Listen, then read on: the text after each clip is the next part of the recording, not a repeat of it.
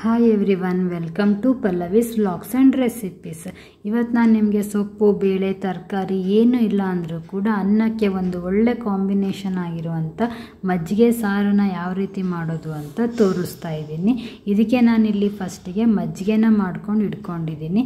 ಮಜ್ಜಿಗೆ ತೆಳುವಾಗಿ ಇರಬಾರ್ದು, ತೀರಾ ಗಟ್ಟಿಗೂ ಇರಬಾರ್ದು, ಮೀಡಿಯಮ್ ಕನ್ಸಿಸ್ಟೆನ್ಸಿಯಲ್ಲಿ ಮಜ್ಜಿಗೆನ ಮಾಡ್ಕೊಂಡು ತೊಗೊಂಡಿದ್ದೀನಿ. ಮತ್ತು 1 ಟೇಬಲ್ ಸ್ಪೂನಷ್ಟು ಕಡಲೆಬೇಳೆ ಮತ್ತು 1 ಟೇಬಲ್ ಸ್ಪೂನಷ್ಟು ಅಕ್ಕಿನ ಒಂದು 2 ಅವರ್ಸ್ ನೆನೆಸಿಟ್ಟಿದ್ದೀನಿ. ಅಂದರೆ ಈ ಕಡಲೆಬೇಳೆ ಕೈಯಿಂದನೇ 2 ಪೀಸ್ ಆಗಬೇಕು, ಅಷ್ಟು ಇದು ನೆನಿಬೇಕು. ಮತ್ತು 1 ಟೇಬಲ್ ಸ್ಪೂನಷ್ಟು ನಾನಿಲ್ಲಿ ಎಣ್ಣೆನ ತೊಗೊಂಡಿದ್ದೀನಿ. ಸ್ವಲ್ಪ ಕೊತ್ತಂಬರಿ ಸೊಪ್ಪು, ಅರಿಶಿನ ಪುಡಿ, 1 ಟೇಬಲ್ ಸ್ಪೂನ್ ಜೀರಿಗೆ, ಕರಿಬೇವಿನ ಸೊಪ್ಪು, ಬೆಳ್ಳುಳ್ಳಿ, ಉಪ್ಪು, ಮೆಣಸು ಮತ್ತು ಮೆಣಸಿನ್ಕಾಯಿನ ನಾನಿಲ್ಲಿ ತೊಗೊಂಡಿದ್ದೀನಿ. ಫಸ್ಟಿಗೆ ನಾವು ತೊಗೊಂಡಿರೋ ಅಂಥ ಮಜ್ಜಿಗೆಗೆ ನಾನು ಅರಿಶಿನ ಪುಡಿ ಮತ್ತು ಉಪ್ಪನ್ನು ಹಾಕ್ಕೊಂಡು ಚೆನ್ನಾಗಿ ಕಲಿಸ್ಕೊಳ್ತಾ ಇದ್ದೀನಿ.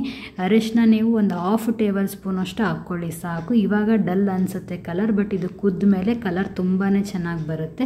ಹಾಗಾಗಿ ಒಂದು 1/2 ಟೇಬಲ್ ಸ್ಪೂನಷ್ಟು ಅರಿಶಿನ ಮತ್ತು ರುಚಿಗೆ ಎಷ್ಟು ಬೇಕೋ ಅಷ್ಟು ಉಪ್ಪನ್ನು ಹಾಕ್ಕೊಂಡು ಉಪ್ಪು ಕರಗೋವರೆಗೂ ಚೆನ್ನಾಗಿ ಮಜ್ಜಿಗೆನ ಕಲಸಿ ಸೈಡಲ್ಲಿ ಎತ್ತಿಡ್ಕೊಳ್ಳಿ. ಇವಾಗ ಒಂದು ಜಾರ್ ತೊಗೊಂಡ್ಬಿಟ್ಟು ಜಾರಿಗೆ ನೆನೆಸಿಟ್ಟಿರೋಂಥ ಕಡಲೆಬೇಳೆ ಮತ್ತು ಅಕ್ಕಿನ ಹಾಕ್ತಾಯಿದ್ದೀನಿ. ನೀವು ಬೇಕಿದ್ರೆ ಕಡಲೆಬೇಳೆ ಬದಲು ಕಡಲೆಬೇಳೆ ಹಿಟ್ಟು ಅಂದರೆ ಮೆಣಸಿನ್ಕಾಯಿ ಹಿಟ್ಟು, ಬಜ್ಜಿ ಹಿಟ್ಟು ಬರುತ್ತಲ್ಲ, ಅದನ್ನು ಕೂಡ ಹಾಕೋಬೋದು. ಬಟ್ ಅದಕ್ಕಿಂತ ಈ ಕಡಲೆಬೇಳೆ ಹಾಕೋದೇ ಟೇಸ್ಟ್ ತುಂಬಾ ಚೆನ್ನಾಗಿರುತ್ತೆ. ಮತ್ತು ಇದಕ್ಕೆ 2 ಹಸಿಮೆಣಸಿನ್ಕಾಯಿ, ಸ್ವಲ್ಪ ಕರಿಬೇವಿನ ಸೊಪ್ಪು ಮತ್ತು ಒಂದು 7ರಿಂದ 8 ಬೆಳ್ಳುಳ್ಳಿ, ಸ್ವಲ್ಪ ಕೊತ್ತಂಬರಿ ಸೊಪ್ಪು, ಒಂದು 7ರಿಂದ 8 ಮೆಣಸು ಅಂದರೆ ಪೆಪ್ಪರು, ಮತ್ತು ಒಂದು 1/2 ಟೇಬಲ್ ಸ್ಪೂನಷ್ಟು ನಾನಿಲ್ಲಿ ಜೀರಿಗೆನ ಹಾಕ್ಕೊಂಡು ಇದನ್ನು ಮಿಕ್ಸಿ ಮಾಡ್ಕೋಬೇಕು. ಮಿಕ್ಸಿ ಮಾಡ್ಕೊಳಕ್ಕೆ ನಾನಿಲ್ಲಿ ನೀರು ಬದಲು ಕಲಸಿಟ್ಟಿರೋಂಥ ಮಜ್ಜಿಗೆನೇ ಹಾಕ್ಕೊಂಡು ನಾನು ಮಿಕ್ಸಿ ಮಾಡ್ತಾಯಿದ್ದೀನಿ.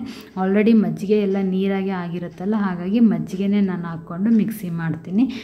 ಇದು ಏನಂದರೆ ಫೈನ್ ಪೇಸ್ಟ್ ಆಗಬೇಕು, ಆ ಥರ ನಾವು ಇದನ್ನು ಮಿಕ್ಸಿ ಮಾಡ್ಕೋಬೇಕು.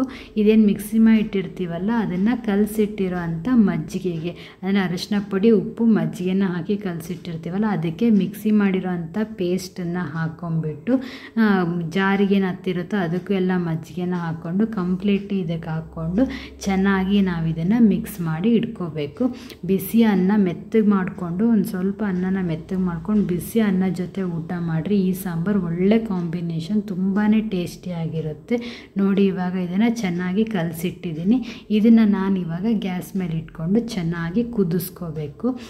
ಇದಕ್ಕೆ ಕಡಲೆಬೇಳೆ ಇಟ್ಟು ಮತ್ತು ಆ ಕಡಲೆಬೇಳೆ ಮತ್ತು ಅಕ್ಕಿನ ಹಾಕಿರೋದ್ರಿಂದ ತಳ ಹಿಡಿದು ಬಿಡುತ್ತೆ, ಗಂಟು ಆಗುತ್ತೆ.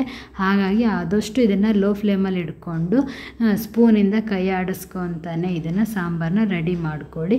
ಮತ್ತು ಇದು ಕುದ್ದಂಗಿಲ್ಲ, ಏನಾಗುತ್ತೆ ಮಜ್ಜಿಗೆ ಆಗಿರೋದ್ರಿಂದ ನೊರೆ ಬಂದು ಉಕ್ಲಿಕ್ಕೆ ಸ್ಟಾರ್ಟ್ ಆಗುತ್ತೆ.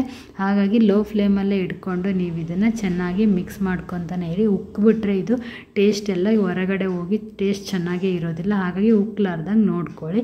ನೋಡಿ, ಇವಾಗ ಕುದಿ ಸ್ಟಾರ್ಟ್ ಆಗಿದೆ, ನೊರೆ ಬಂದಿದೆ ಮತ್ತು ಕಲರ್ ಕೂಡ ನೋಡಿ ಎಷ್ಟು ಒಳ್ಳೆ ಕಲರ್ ಬಂದಿದೆ. ಆವಾಗ ಎಷ್ಟು ಲೈಟ್ ಇತ್ತು, ಇದು ಕುದ್ದ ಮೇಲೆ ಎಷ್ಟು ಡಾರ್ಕ್ ಆಗಿದೆ ಕಲರು. ತುಂಬಾ ಒಳ್ಳೆ ಕಲರ್ ಬರುತ್ತೆ. ಇದಕ್ಕೆ ಅರಿಶಿನ ಮತ್ತು ಹಸಿಮೆಣಸಿನ್ಕಾಯಿ, ಕೊತ್ತಂಬರಿ ಹಾಕಿರೋದ್ರಿಂದ ಚೆನ್ನಾಗಿ ಕುದಿಬೇಕಿದು. ಕುದ್ದಷ್ಟು ಸಾಂಬಾರು ಟೇಸ್ಟ್ ಆಗುತ್ತೆ. ಅಂದರೆ ಈ ಹೋಳಿಗೆ ಸಾಂಬಾರು ಯಾವ ಥರ ಕುದ್ರೆ ಟೇಸ್ಟ್ ಬರುತ್ತೋ ಅದೇ ರೀತಿ ಇದು ಮಜ್ಜಿಗೆ ಸಾಂಬಾರು ಕುದ್ದಷ್ಟು ಟೇಸ್ಟ್ ಬರುತ್ತೆ. ಬಟ್ ಏನು ಉಕ್ಲಿಲ್ದಂಗೆ ನೀವು ನೋಡ್ಕೊಳ್ಳಿ, ಅಷ್ಟೇ ಕೈ ಆಡಿಸ್ಕೊತಾನೆ ಇದ್ದು ಉಕ್ಲಿಲ್ದಂಗೆ ನೋಡ್ಕೊಳ್ಳಿ. ಸೂಪರ್ ಆಗಿರೋ ಅಂಥ ಮಜ್ಜಿಗೆ ಸಾಂಬಾರು, ಟೇಸ್ಟಿಯಾಗಿರೋ ಅಂಥ ಮಜ್ಜಿಗೆ ಸಾಂಬಾರು ರೆಡಿ ಆಗುತ್ತೆ. ಯಾವಾಗಲೂ ಬೇಳೆ ಸಾಂಬಾರು, ಟೊಮೆಟೊ ಸಾಂಬಾರು, ಸೊಪ್ಪಿನ ಸಾಂಬಾರು ತಿಂದು ಬೇಜಾರಾಗಿರುತ್ತೆ. ಆ ಟೈಮಲ್ಲಿ ನೀವು ಇದನ್ನು ಮಾಡ್ಕೊಳ್ಳಿ, ಖಂಡಿತವಾಗ್ಲೂ ಎಲ್ಲರೂ ಇಷ್ಟಪಟ್ಟು ತಿಂತಾರೆ.